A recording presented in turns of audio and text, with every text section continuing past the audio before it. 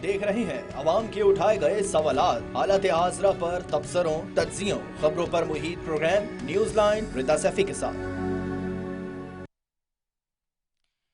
Welcome back नाज़रीन। दूसरी जानिब हुकूमत को मुल्क की बागडोर संभाले कई महीने गुजर चुके हैं, मगर ये अब तक इत्तेहादियों के तहफ्फुज़ात दूर करने में मसरूफ दिखाई देती है। अब तो नौबत यहाँ तक पहुंच चुकी है कि मईशत के बाद नून लीगी मईशतदान भी काबू से बाहर होते दिखाई दे रहे हैं। जब से इसहाक डार ने वज़ारत खजाने का ओहदा संभाला, इसके बाद दूसरे खुद अपनी जमात के लोग, ज्यादा बेहतर ये होगा कि अपने पेटी भाई यानी कि मिफ्ता इस्माइली की बात कर लें। इसहाक डार को उन पॉलिसियों समेत मुसलसल निशाने पर लिए हुए हैं और आज भी मिफ्ता इस्माइल ने ठीक ठाक इसहाक डार साहब को तनकीद का निशाना बनाया है। दूसरी जानिब साबिक वजीर आज़म इमरान खान पर होने वाले हमले को राना सनाउल्लाह समेत कोई भी हकीकत तस्लीम करने को तैयार नहीं है। आज भी राना सनाउल्लाह ने एक प्रेस कॉन्फ्रेंस में कुछ इस तरह की बात कर दी है। क्या कहा, आइए सुन लेते हैं।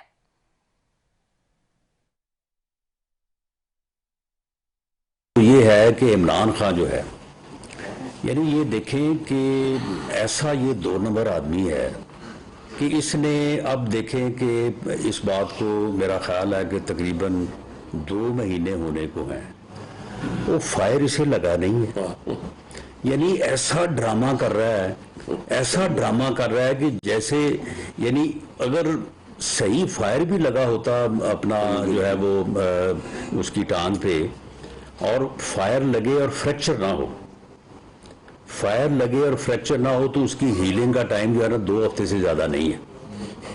लेकिन ये फ्रॉडिया जो है, ये ऐसा फ्रॉड कर रहा है, इस तरह से बिहेव कर रहा है कि जी बड़ा मेरे जख्म हो गया, और अभी कह रहा है कि मैं पता नहीं 1 महीना या 2 महीने और नहीं इस काबिल नहीं हो सकता कि मैं जो है वो मूव कर सकूं।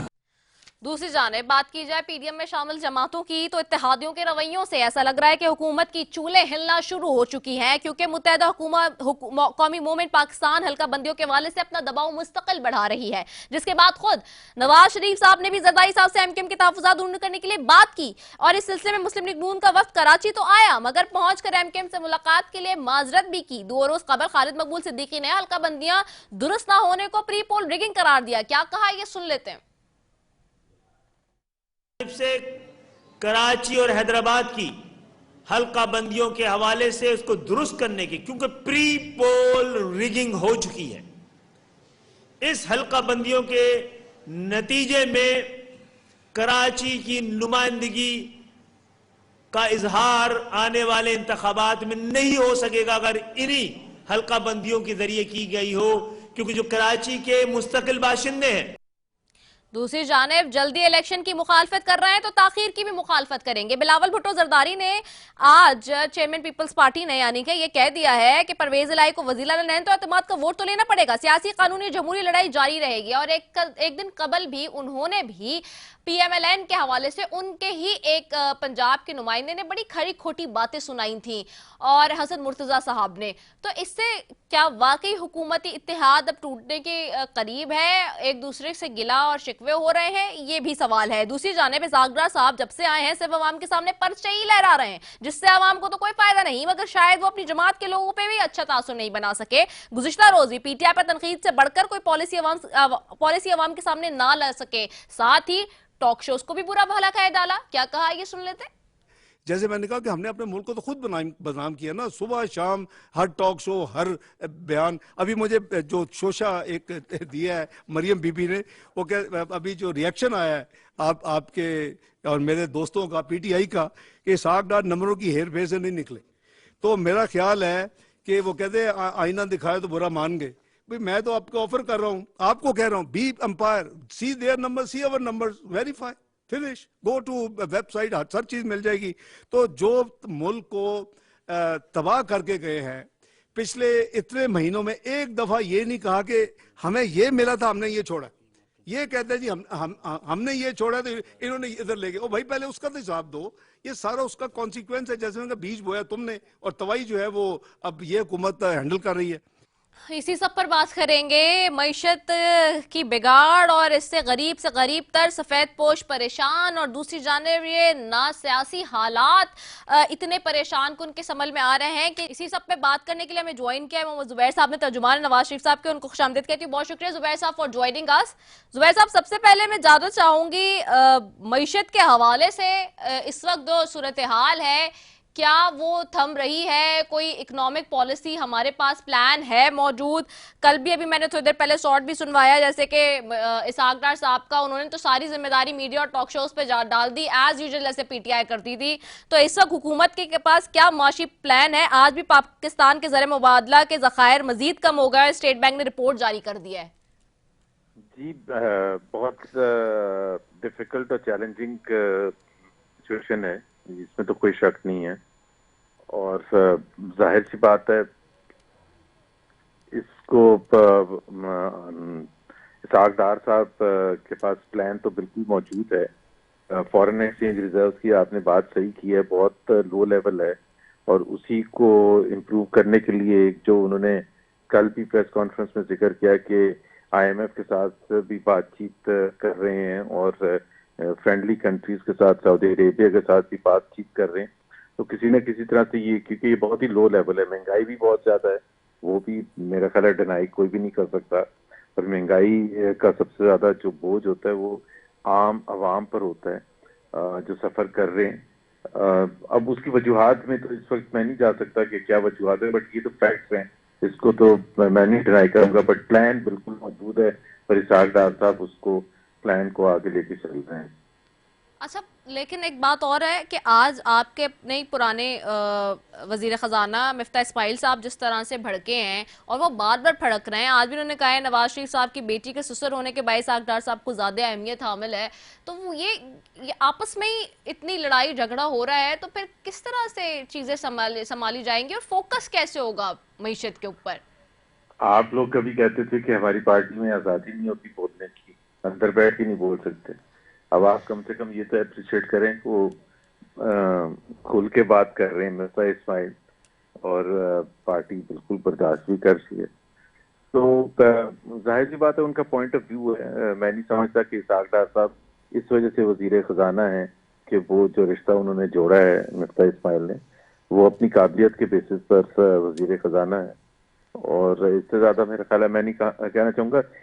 ظاہر سی بات ہے باہر کے لوگوں کے لیے اور عوام کے لیے یہ کوئی اچھی چیز نہیں ہوتی کہ آپس میں ہی ایک دوسرے پر نکتہ چینی کر رہے ہیں یا اختلاف اس طرح کھل کے سامنے آئے.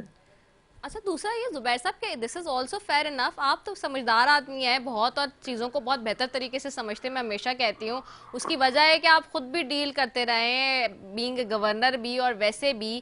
ایک بات جو کہ نہیں سمجھ آ رہی، اسحاق ڈار صاحب اتنی فرسٹریٹڈ کیوں ہیں کہ کل بھی انہوں نے میڈیا پہ ٹاک شوز پہ سب پہ الزام ڈال دیا ہر چیز کا؟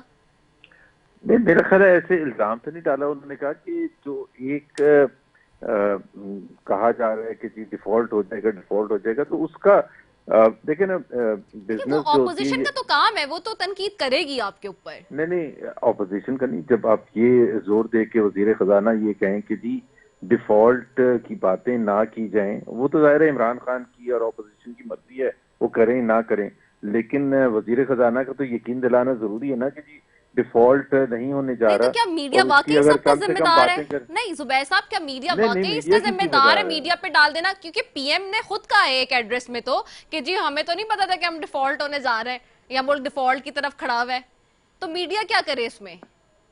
نہیں آپ صحیح کہہ رہی ہو کہ میڈیا تو نہیں رسپانسبل، میڈیا کیسے رسپانسبل ہو سکتا ہے، لیکن میڈیا کو بتانے کی تو ضرورت ہوتی ہے کہ جی میڈیا اس چیز کو لے کے تسلی کرے کہ جی کوئی ڈیفالٹ نہیں ہونے جا رہا، اور بالکل نشاندہی کرنی چاہیے میڈیا کو، کرٹیسائز بھی کرنا چاہیے، کنسرن بھی شو کرنا چاہیے، لیکن پھر at the end of the day اگر کنٹری کا وزیر خزانہ یہ یقین دلا رہے ہیں کہ ہمارے پاس پلان بھی ہے اور ہم کوئی ڈیفالٹ نہیں ہونے جا رہے، تو اس کو بھی اپریشیٹ کرنا چاہیے. رائٹ.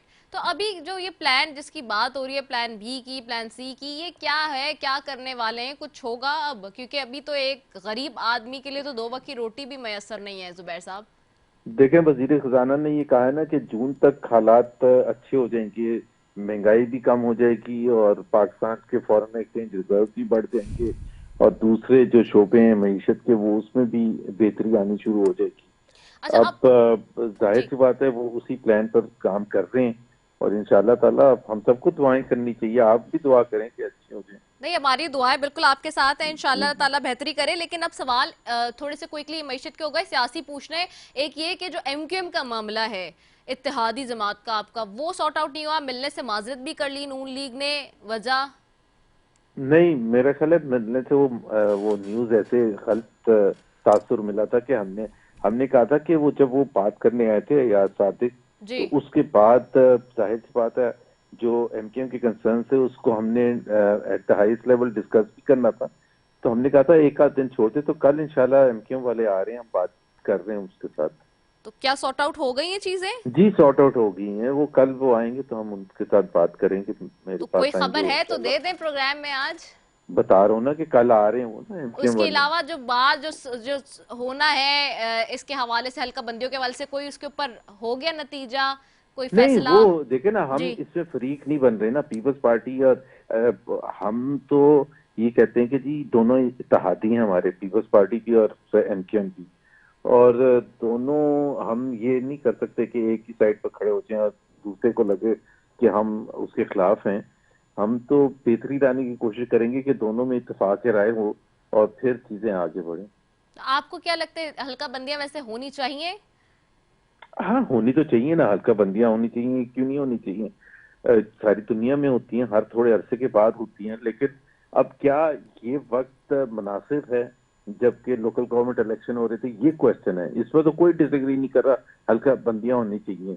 اس کوشچن تو صرف یہ ہے کہ کیا عوام کو لوکل گورنمنٹ ایک ملنی چاہیے ٹائم پر یا نہیں ملنی چاہیے، اور یا حلقہ بندیوں کی وجہ سے عوام محروم رہیں لوکل گورنمنٹ سے۔ اگر تو لوکل گورنمنٹ کی افادیت اتنی ہے کہ عوام کو بہتری ملتی ہے تو اس تناظر میں دیکھنا چاہیے، کوئی اس میں یہ نہیں ہے کہ جی حلقہ بندیاں نہیں ہونی چاہیے، لیکن ساتھ ساتھ یہ بھی تو کوشچن ہے نا کہ عوام منتظر ہیں کہ ایک ایسی لوکل گورنمنٹ آئے جو کہ عوام کے لیے کام کر سکے۔ اچھا ایک چیز اور یہ بھی بتائیے گا، یہ ٹیکنوکریٹ سیٹ اپ کے حوالے سے جو آوازیں اٹھ رہی ہیں اور اس کے بعد پی ٹی آئی کا ریئیکشن بھی ہم دیکھ چکے ہیں، اور اب پیپلز پارٹی بھی بڑی کھل کے سامنے آ گئی ہے۔ کل پرسوں حسن مرتضیٰ صاحب نے بہت کھل کے جو ہے کرٹیسائز کیا ہے مسلم لیگ نون کو، حمزہ شہباز صاحب والے معاملے پہ، شہباز شریف صاحب والے معاملے پہ، اور آج بلاول صاحب خود کہہ رہے ہیں کہ جی جلدی الیکشن کی مخالفت کریں تو تاخیر کی بھی مخالفت کریں گے۔ تو کیا کوئی تاخیر کی طرف جا رہا ہے معاملہ؟ نہیں، یہ کوئی تاخیر نہیں ہونی چاہیے، تاخیر کی طرف جا بھی نہیں رہے ہیں، کیونکہ جو ٹائم ہے آئین کے حساب سے جو کہ اگست میں اسمبلی تحلیل ہو جائیں گی اور اس کے 2 مہینے کے بعد الیکشن ہوں گے، بالکل اس پر کوئی دو رائے نہیں ہے۔ یہ ٹیکنوکریٹک گورنمنٹ 4 دفعہ آ چکی ہے نا ماشاءاللہ، تو اور کیا ہوتا ہے، ٹیکنوکریٹک گورنمنٹ ہی ہوتی ہے۔ جی تو میرا نہیں خیال ہے کہ کوئی بھی ہماری پارٹی میں ایسے سوچ رہا ہے کہ اس کو آگے ایکسٹینڈ کر دیا جائے، اور ایکسٹینڈ کیسے کر سکتے ہیں؟ آئین ہے، آئین میں کہیں لکھا ہوا نہیں ہے کہ جی آپ اس کو ایکسٹینڈ کر سکتے ہیں۔ ٹھیک ہے، بہت شکریہ محمد زبیر، ترجمان نواز شریف ہمارے ساتھ موجود تھے جی، اور کہہ رہے تھے بالکل ایسا نہیں ہے کہ آگے کسی بھی طرح سے الیکشن کو ڈیلے کیا جائے، کیونکہ آئین میں نہیں ہے، پلس ٹیکنوکریٹک سیٹ اپ 4 دفعہ آ چکے ہیں، ہم دیکھ چکے ہیں کہ اس سیٹ اپ کے آنے کے بعد کوئی ملک کے حالات اس طرح سے بہتر نہیں ہوئے۔ اور ایم کیو ایم کے ساتھ جی یہ بڑی خبر ہے آج کی کہ کل مسلم لیگ نون کا وفد جو ہے، مسلم لیگ نون کی قیادت جو ہے وہ ایم کیو ایم کے وفد کے ساتھ کل ملے گی، ملاقات ہو رہی ہے، اور کوئی نہ کوئی ڈیفینیٹلی پیش رفت ہو گئی ہے، جس کے بعد اب کنسنسس کے بعد یہ مذاکرات اور ڈائلاگ کے لیے بیٹھا جائے گا۔ اور وہ یہ بھی کہہ رہے تھے کہ جیسے کہ حلقہ بندیاں ہونی چاہیے، لیکن what is the suitable time, this is a very pertinent question. اسی کے ساتھ جی اپنی میزبان رضا صفی کو دیجیے اجازت۔ پاکستان زندہ باد۔